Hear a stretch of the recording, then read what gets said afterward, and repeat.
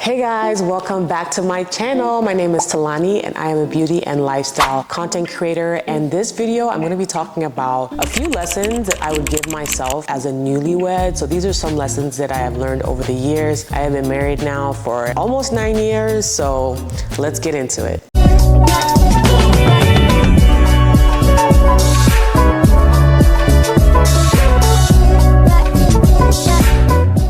Let's get comfortable. So I actually did a post about this on Instagram about a month ago, I think, and it blew up. Like, people really resonated with the advice that I was giving. So I was like, let me come on here and elaborate on some of those points that I made. So let's get into number one. Number one is about communication. I'm sure everybody knows communication is key. Communication is key. Communicate. But one thing that I learned is there's so much that goes into communication. It's not just about sharing what your issues are, talking about, what's bothering you. It's also more, I would say it's even more important to know how your partner likes to receive communication, because you could be talking and pouring your heart out and everything, but if there's something that you're saying that is maybe triggering them, where they're closing off from even receiving that communication or that information from you, then really what's the point? So one of the things that I definitely learned was, like, the way you communicate actually matters maybe even more than communicating at all, right? And so there are certain things, like, I'll give you a personal example, right? So for me, for us, there were certain trigger words that I would say that I didn't even realize was, and to me, it wasn't a huge deal, but for him, it was like something that would trigger almost like a wall, right? Where he couldn't receive anything else that I was saying. So things like me saying, that doesn't make sense, or basically like using dismissive words before I talk about, let's say we had a miscommunication, right? And he's telling me, hey, I didn't like that you said this, or I didn't like that you did this. And I'm like, in my mind, I didn't do that the way he probably received it. I probably didn't know, maybe it was a misunderstanding, but just me starting out with, no, that doesn't make sense. Like, what, that,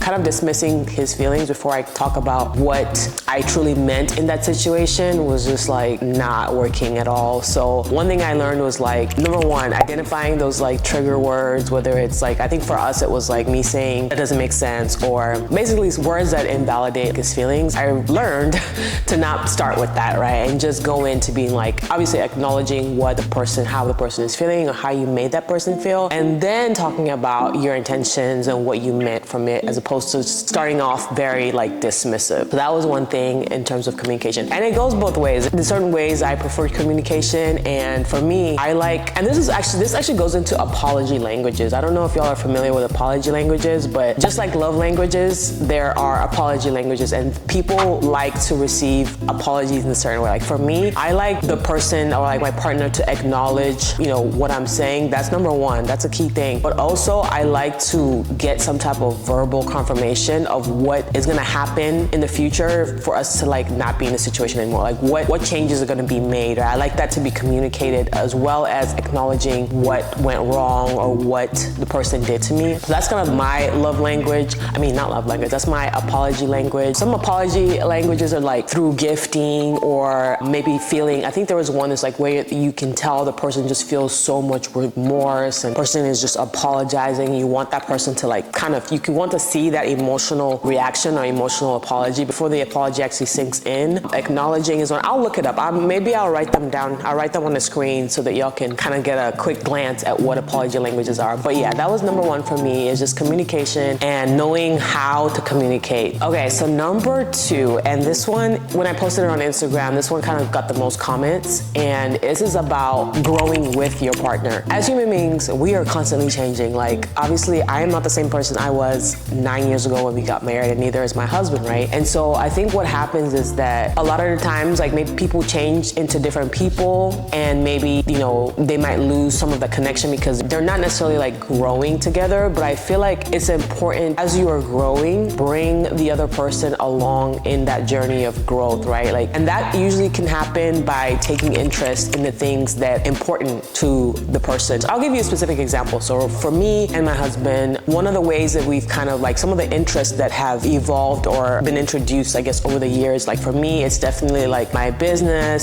being a full-time content creator, the influencer marketing industry, like those are like my interests because it involves my business. And then for my husband, his interest is definitely like the finance world, real estate, Bitcoin, things like that. And so these are all interests that we did not have 9 years ago, right? Or at least not to this extent. And so one thing that I feel like really helped our relationship was as we were developing these interests and getting into these spaces, initially I would say we weren't really doing a great job of this because I remember, with me being a creator and stuff, like I would be sharing things and I could just kind of tell like he was like, okay, that's cool. Like he was supportive, but not like probing for like asking questions like, oh, what are you gonna do for this campaign? There wasn't that level of like interest. And even for me, when he would share things about, what's going on in the finance world, I'd be like, yeah, I'd be listening, but I wasn't really, following up on things that maybe he told me the week before, or just like showing those little things where you can tell somebody's interested. And I don't know exactly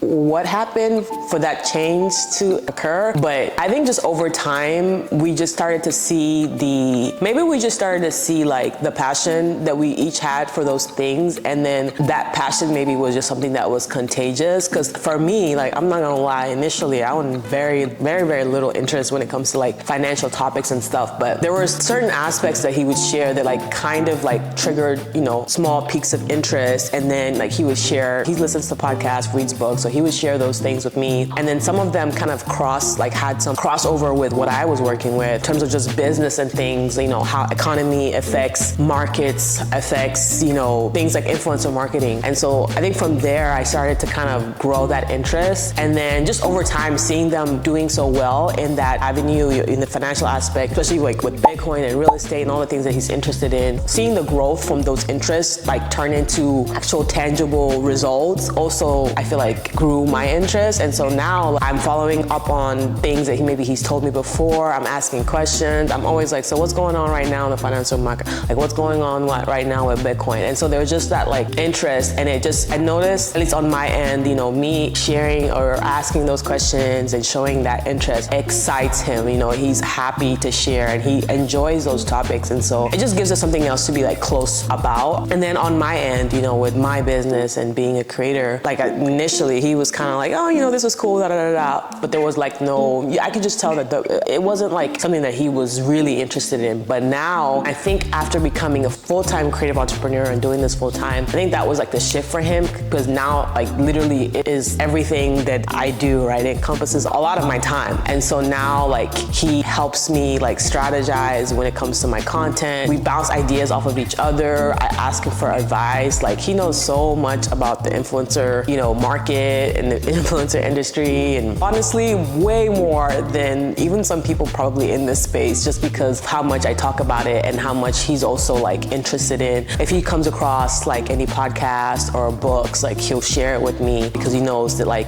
something that I'm passionate about and something that I care. So all that to say, I think it's very important to try at least make the effort to take interest in your partner's passions and interests, because I think it obviously helps with the closeness of a relationship. It helps you kind of connect more, and also it's part of support, right? And I think in the end of the day, like you want to be in a supportive relationship, right? You want your partner to support you. You want your partner to, like care about the things that you care about. They don't have to care about it to the same level, but just kind of showing that interest. For me, it just went a very, very, very, very long way. Okay, so the third one was about how much your love for the person actually grows. So I was to go back and talk to my newlywed self, I would be like, you know how you feel about this man? Yeah, it's gonna be even like 10 times more. I think if I had told myself then, I'd probably be like, no, I can't even imagine loving you more, blah, blah, blah. But I think obviously with like life experiences, having kids and all of the struggles and things that you go through, the love just kind of like organically builds over time. And I think it's one of those things that like, it's hard to understand when you're a newlywed or when you're freshly into the relationship, because in your mind, you're just like, oh my God, I love this person. Like you can't really imagine it being more, but yeah, trust me, there's more of that to come. And yeah, the love definitely grows and it matures too. Like it's deeper. It's not like when I reflect back on how like the feelings and all that stuff from our earlier on in our relationship to now, like the word I can use to describe it is just like it's matured, you know? Okay, so this next one is about the stage of like when you enter parenthood and you become a mom and a dad for the first time. Yo, that is like one of the, I would say, like biggest kind of tests. Like people always say, oh, you know, when you have kids, things change, it tests your marriage. It is true. Not necessarily, like, I wouldn't say necessarily like testing your marriage, but it's a very, very unique and like different, just a completely different chapter of your relationship. And this is actually advice that I would give to moms specifically is, you know, when you have that new baby, your natural instincts is just to like want to do everything and like you're very protective over that kid. And sometimes it can kind of affect the way your partner feels comfortable with doing things as well for the baby. So like, let me just give you an example. For example, like bath time, right? You're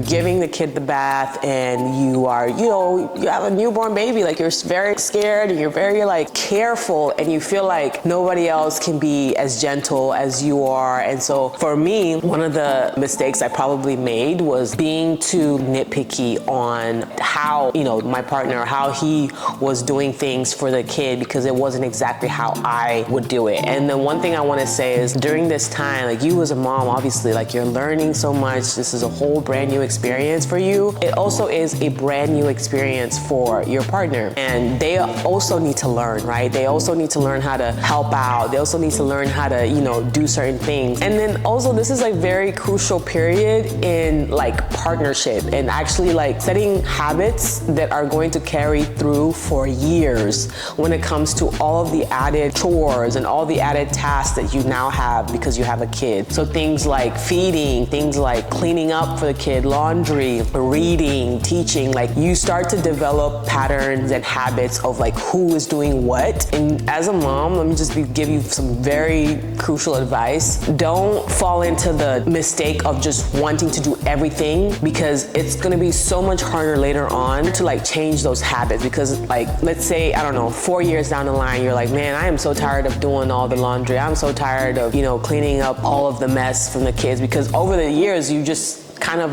not even mistakenly, but because you initially were just doing everything, you just end up doing everything. And so later on when you realize, man, I'm tired of doing anything, I feel like it's just a lot harder at that point to change the habit of your partner now having to come help, as opposed to from the beginning, y'all are both doing things, you know, for the kid, y'all are both splitting those responsibilities. Yeah, it's just easier that way than having to like regroup and figure out, you know, different responsibilities down the line. So that would be my advice to myself.